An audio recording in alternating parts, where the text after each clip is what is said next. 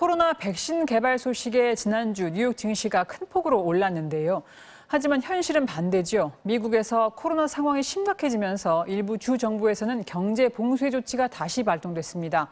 이런 상황 속에서 세계 경제에 영향을 줄 미국 증시 전망해 보겠습니다. 실리콘밸리 특파원 출신 현지 언론인 연결돼 있습니다. 손재곤 대표님, 안녕하세요. 안녕하세요. 예, 미국 대선도 그렇고 백신 소식에 증시가 좋았는데 심지어 고사 위기였던 여행업계까지 영향을 준 것 같던데요. 분야별로 어땠는지 궁금합니다.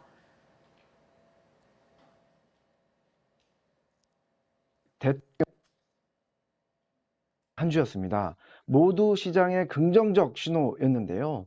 지난주 금요일인 13일 뉴욕 증시에서 다우지수는 1.37%, S&P 500 지수는 1.36%, 기술주 중심의 나스닥도 1.02% 올랐습니다.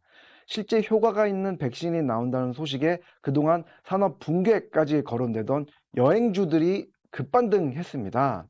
크루즈 카니발은 7% 넘게 뛰었고요.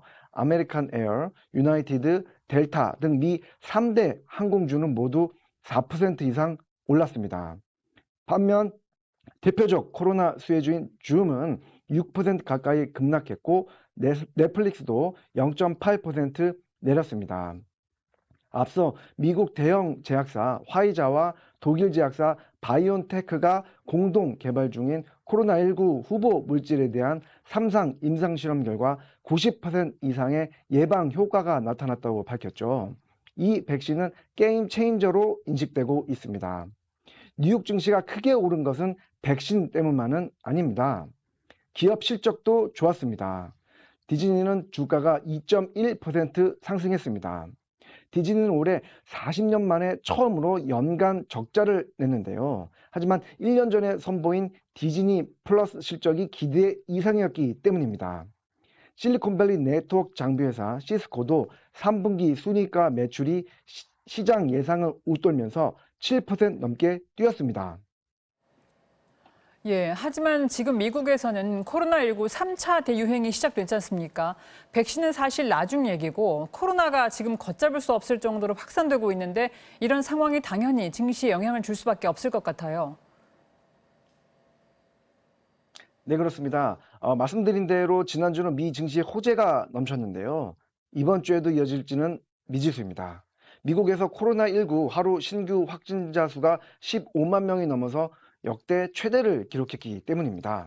지금 미국 각 주에서는 다시 자택 격리를 하고 경제를 걸어 잠그는 것을 검토하고 있습니다. 실제 뉴욕시, 시카고시를 비롯해 주요 대도시들은 일제히 봉쇄 조치를 꺼내고 있습니다. 제가 여기 있는 실리콘밸리에서도 코로나 경계 경보가 한 단계 올라갔는데요. 그래서 혹시나 다시 문 닫으라고 하는 것은 아닌지 하는 식당이나 자영업 하시는 분들의 걱정이 큰 상황입니다. 추후 미국 실물 경제에는 이 악재로 작용할 것으로 보입니다. 따라서 이번 주 뉴욕 증시는 코로나19 확산 추세에 따라 주가도 매우 민감하게 반응할 것으로 예상됩니다. 네, 마지막으로 애플과 구글의 새 소식도 가져오셨죠? 특히 구글이 무제한 무료 저장 서비스를 바꾼다고요. 자세히 설명 부탁드리겠습니다. 네, 애플이 지난 10일 신제품 발표회에서 자체 개발 칩 M1을 내장한 맥북 에어, 맥북 프로, 맥 미니 등 신형 컴퓨터 3종을 선보였습니다. 자체 개발한 칩을 내장해서 데이터 처리 속도는 3.5배, 그래픽은 6배, 배터리 수명은 2배나 길어졌습니다. 그래서 최장 18시간의 배터리 수명을 제공합니다.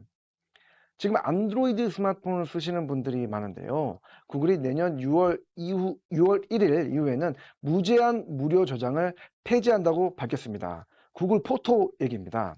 저장 공간을 15기가만 무료로 제공한다고 하는데요. 이 구글 포토는 스마트폰을 찍으면 자동으로 저장하는 기능이 되면서 지난 2015년 서비스 출범 이후 큰 인기를 끌었습니다.